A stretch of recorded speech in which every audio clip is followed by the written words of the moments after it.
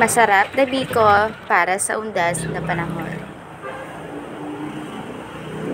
So, ayan po mga ate at kuya, magandang gabi po sa inyong lahat.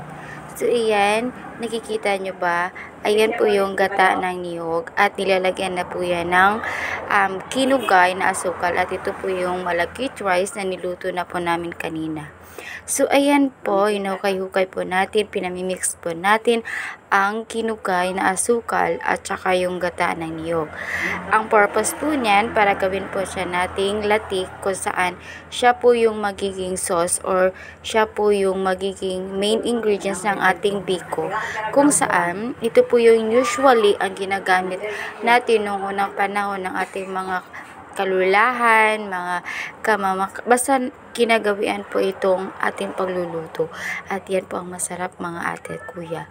Ito po yung laging request ko. Ayan, tingnan nyo po siya, bula-bula na po siya. Pero, hindi pa siya talaga as in latik siya guys.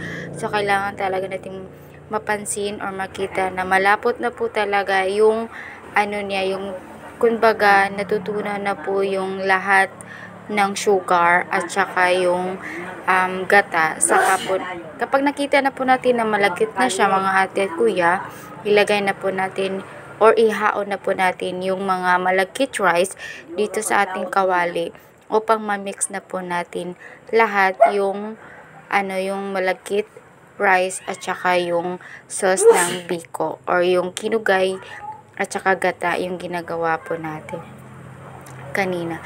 So, ayan po mga ate at kuya, pagkatapos po niyan, so, ayan, ito na po yung the best part. Hukay-hukayin natin lahat yan mga ate at kuya. At ayan no, favorite ko yan. Yan yung tutong, which is, yan po talaga ang masarap sa biko.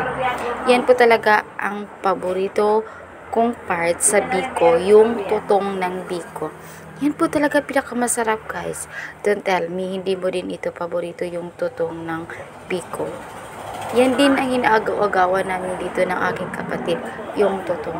Kasi, di ko alam, basta masarap siya yung tutong kaysa sa hindi tutong na biko. Promise. So, ayan po mga ate at kuya, hintayin lang po natin yan makutid lahat. Yes. Yan. Ikukotid yan lahat. Kayukayin po natin lahat yan slowly but surely, sabi nga, slowly but surely, para ma-mix po natin lahat yung rice at saka yung sauce ng biko natin. So, yan po. So, yan guys, ito po yung ating niluluto natin tuwing undas at saka Pasko. Kasi sa birthday, medyo madalang lang kami magluluto kapag may birthday yung biko. So, usually, nagluluto kami ng biko, guys, is during undas at saka Pasko or New Year. Kasi yung New Year is pampaswerte yan para pampaswerte yan, pambuenas yan sa mga grasya para kung sa Bisaya pa mo pilit ug ayo ang imong grasya. Kung maabot mo sa imong grasya nga nindot, so pilit ka ayo siya. So, kana siya, lambo kayo imuhang isa ka tuig o umaabot pa ng tuig.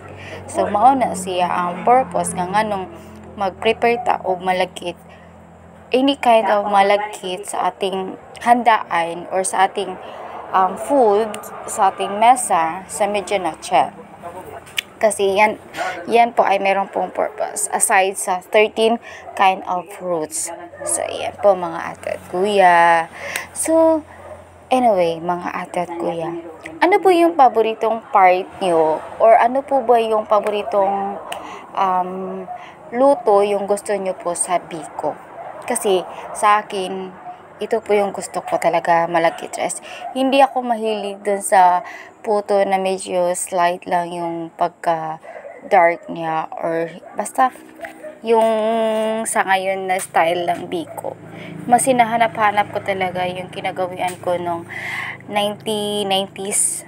Yes, kasi 1990s ako. So, ayan po mga ate at kuya. Ito po talaga yung masarap.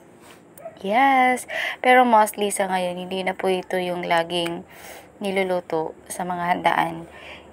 Different kinds na lang ng biko yung style na niluluto nila mga ate. kuya. So, ayan.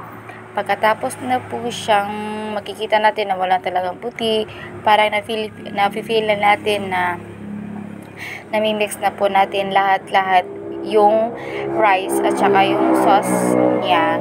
So, hahayaan natin siya. Pero, pwede na po niyan hahaluin, pwede na po niyan ihaon sa ating Tupperware or inilalagyan. Depende sa'yo. Pero kung gusto mo pa talaga na may tutong, so hahayaan natin yan mga within 30 minutes para may tutong talaga siya. Yes. Masarap guys kapag may tutong. Try nyo po din ito. Simple lang po ang pagluluto ng aming biko, pero sa tingin nyo lang simple, pero ang hirap pala talagang gumawa ng biko. Kasi kailangan mo talagang kayo-kayin yung sauce, at saka yan, kailangan mo talagang kayo-kayin yun, galaw-galawin para hindi siya mapagod talaga mga ate at kuya. So, ayan po mga ate at kuya, ito na po yung aming biko. So, ayan, kakain na po tayo, meron po ito free taste.